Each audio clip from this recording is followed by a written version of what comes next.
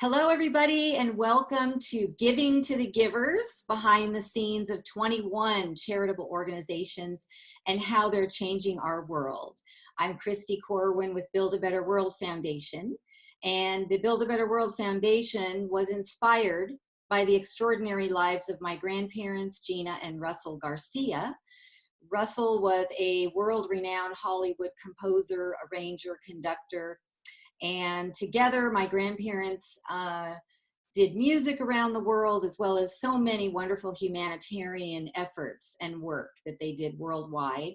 We produce concerts and events that support the empowerment of youth and young people in music and the arts, as well as supporting other existing nonprofits that are doing really, really great things. And today, our special guest is Shepha Vainstein from ReGeneration Education, a dear friend of mine who really is doing some amazing, amazing work with children. And welcome, Shepha. And if you would begin by sharing a little bit of the story, the spark, the impetus of how and why you created the ReGeneration Education organization.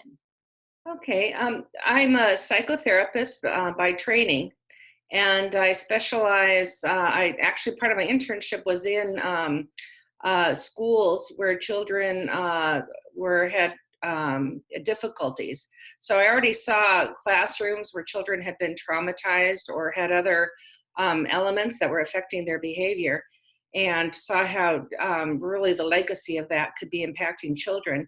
And I had been in my own private practice as a psychotherapist, and really hadn't planned at all of starting a nonprofit. I was very happy in my own practice. But when my daughter was an exchange student in Israel, I ended up going there and meeting her host family. The father was a high school teacher, an Israeli high school teacher, who was working, going into the West Bank and also helping out a high school of Palestinian teachers. And when I went to Israel and I met some of the Israeli educational community, I met some of the Palestinian educational community, my heart broke. And I realized that the most important thing that we can be doing is doing what we can on behalf of the children. And educators are major influencers in children's lives. And so that was really the beginning of ReGeneration Education. And so since then, my major focus has been in doing what we can through our organization to make an impact and support these people who are on the front lines there. And then also here in the United States. And we are focused right now is on bridge building, and then also supporting the education of children in crisis zones. This is the foundational work for peace building. Yeah, I love, this is so important, this work, and so much need. So it's amazing what wonderful things that you've been able to accomplish. And with everything you're doing to raise awareness, what would you say has been the most successful event or projects that you have been able to complete, and why? I think part of the wave that ReGeneration has been on is the awareness now of the intergenerational legacy of trauma. And that right now, all the research coming out, when we talk about, for instance, adverse childhood experiences, that there are events that build toxic stress into children physiologically, that impacts them emotionally, that will impact them far later on in life, health-wise, and also just in general functioning. And so there's becoming an awareness now that that there is a legacy of trauma that affects down the line children into their adult lives. And that now there's more awareness that what we can do environmentally for young children will be part of what peace building is all about, that affects the trajectory. So we've held several conferences in Jerusalem that were attended by Israelis and Palestinian educators about educating children in crisis zones.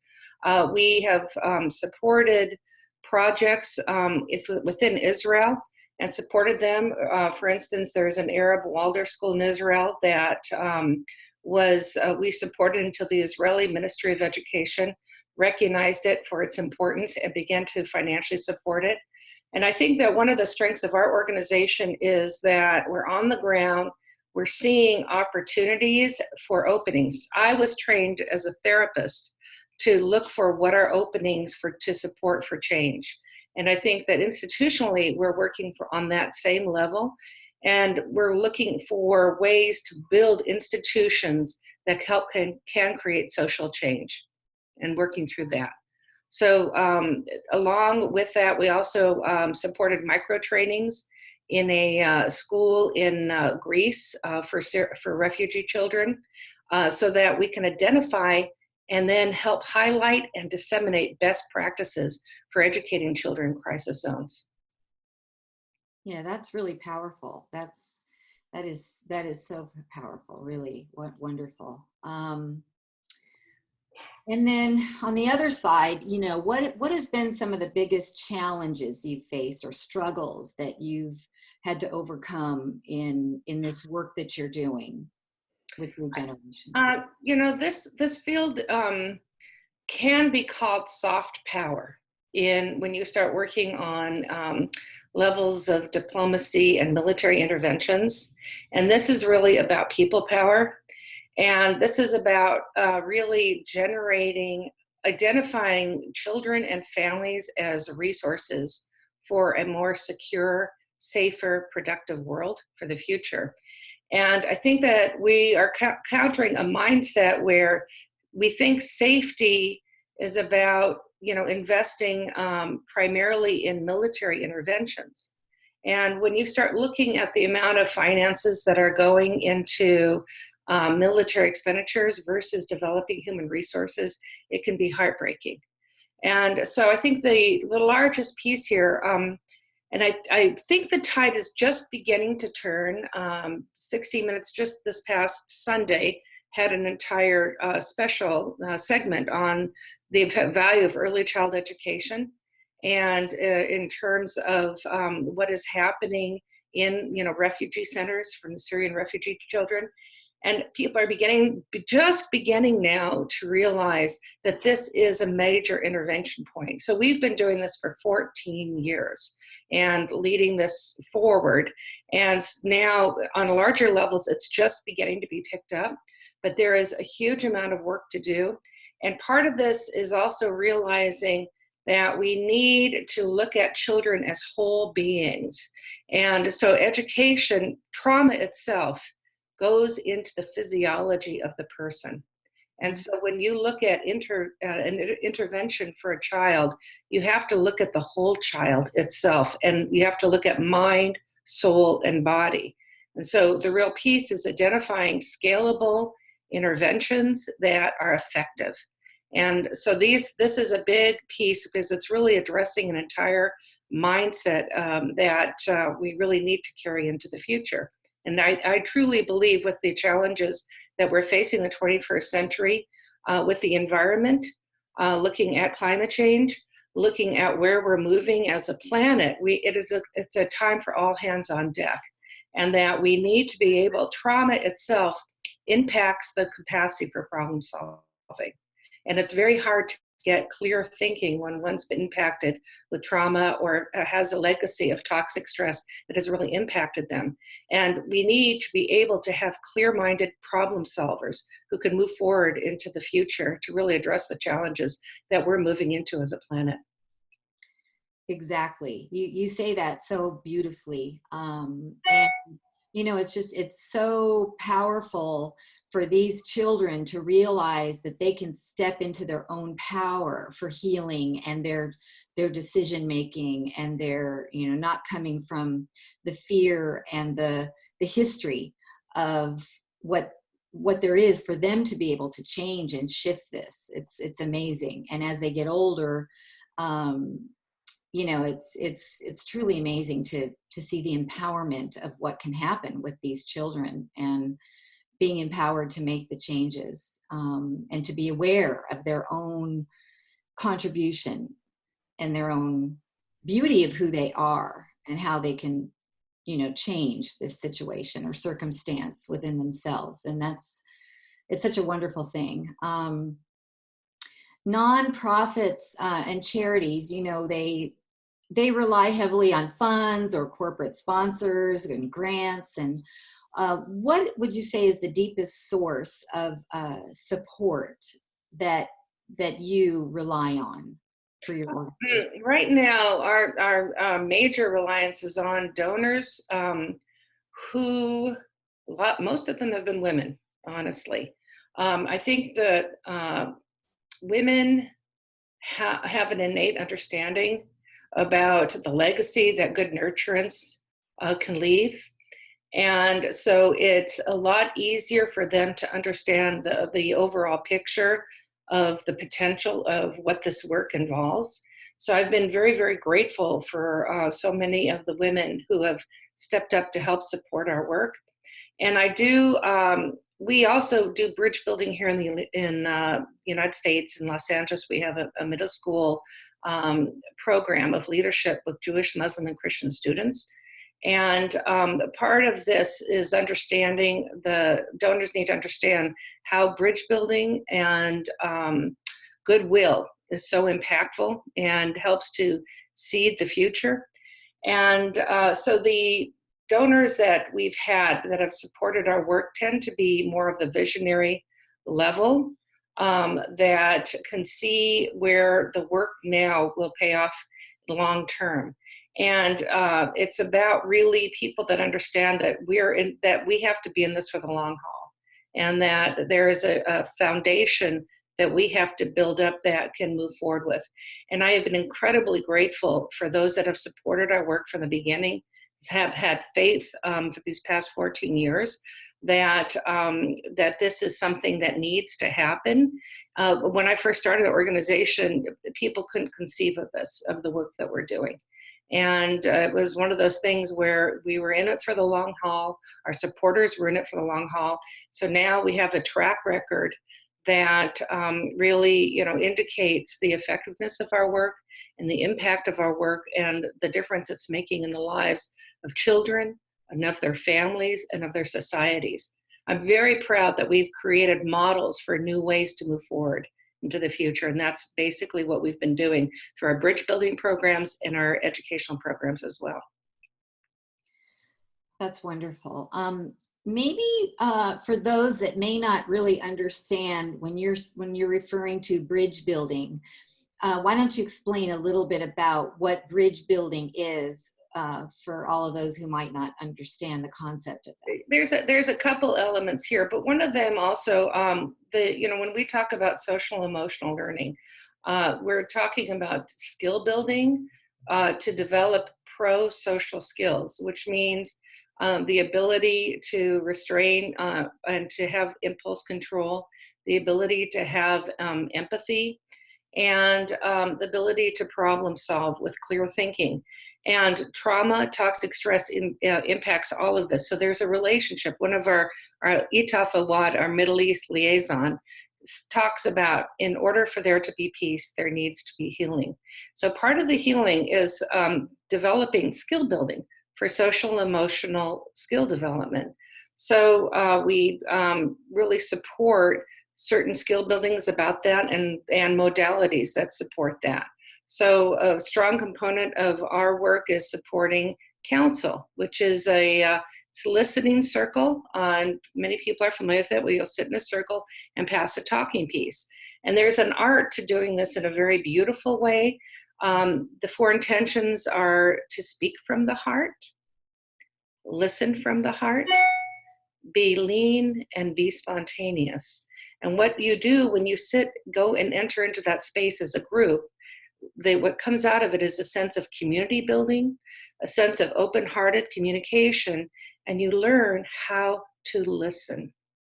And more often than not, people are going to jump in with their opinion before they even have a chance to truly get to know the other.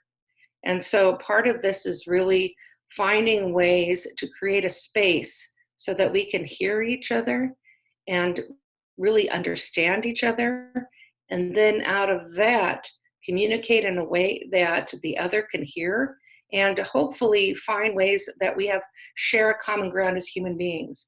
I know personally, my father had been very impacted by the Holocaust. My husband lost almost all of his family in the Holocaust. And my own, what lives very strongly inside of me, is to do everything we can to stop the dehumanization of the other. And the work today is to really learn how to humanize each other, that we can come together as human beings with shared human interests and come forward and work together. So our program that we have in Los Angeles, our Abrahamic Faith Student Leadership Program, is a pilot program based on Jewish, Muslim, and Christian students coming together from faith-based schools, meeting each other and getting to know each other as human beings, and learning what commonalities they share, even though they're coming from different religions. Yeah, that's really wonderful. And that's a really, really important, valuable concept, that implementing that in every way we can is so necessary today. And it's so, we're ready for that. It's time for this. It's time to unite all races, all religions, all people. We're all one. And this is a very, very important concept. So thank you for sharing that. And now, how do you see bridging with other nonprofits and working together shoulder to shoulder for us to share resources, help one another? So often there's so much work involved with each charity that everybody is just so focused only on their own because there's such a tremendous amount of work involved. But how do you think, moving forward, how can we share and work together in this responsibility toward bringing about a better world or bringing about peace? Or if you have any thoughts or ideas about that. I feel that that's actually the call of the 21st century, and that what the idea of discarding a sense of competition against one another towards discovering ways of collaboration. And I when I talk about community building and the work of that, I think that that's something that we need to do organizationally. So that's something for me, it is very, very important for our organization to support institutions that are on the front lines, working. The stress that these people are under is so immense. And so I always talk about what we need to do is identify the people that are really doing their best to serve humanity in these most volatile areas, and then to give them the support and the empowerment that they need. Because often it's the loudest voice that gets the attention when maybe there's other agendas there. So I think that part of this is really identifying, the work, the good work that is going on, and then finding ways to support it. And for me, in the United States, we are in a phenomenally blessed situation here in the United States when we look at, in looking around at where we stand relative to the needs of populations around the world. And so part of this is raising awareness. I think raising awareness of how fortunate we are as Americans, and also really how prosperous we are as Americans, and to understand that there's much good that can be done with our prosperity and the advantage that we have, and really supporting, I'm going to say supporting a culture of love. And I think that the important thing is for us to realize and come together out of our sense of love and devotion to humanity, and then really identifying ways that each of us can take our task and move forward. And I truly believe as we come into each identifying what our task is to help make a difference in the world, that we can coordinate and align in clearer ways, and finding the space for that. We need smart people. We need strategic thinkers who are involved in that. I'm always very interested in people who are good strategic thinkers who are helping to carry the banner with us, because we can have the impulse, but we need to also have very smart people around us with a sense of experience and know-how and practicality to help bring it to the ground and get the boots on the ground with this. Excellent. I share that same feeling with you about positiveness and positivity in the day in which we're living in right now, and being in the United States and having the bounty of living now in this day in the United States to be able to make a difference. And so I really love that attitude and that positiveness. Because that's what's truly going to help keep the light, bringing the light and bringing the positivity to all the circumstances that we face. So I really appreciate that, the positiveness.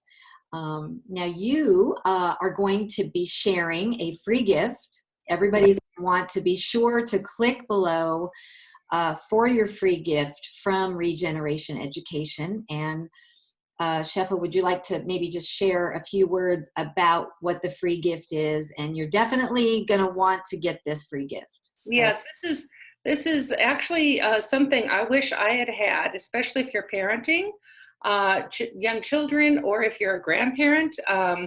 This is something I wish I had as a mother, and it's a list of 10 steps for peace education.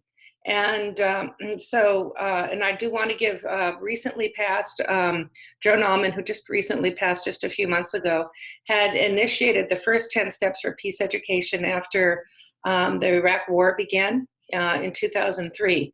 And she gave me permission with violence prevention expert Karen Sorensen to revise the 10 steps.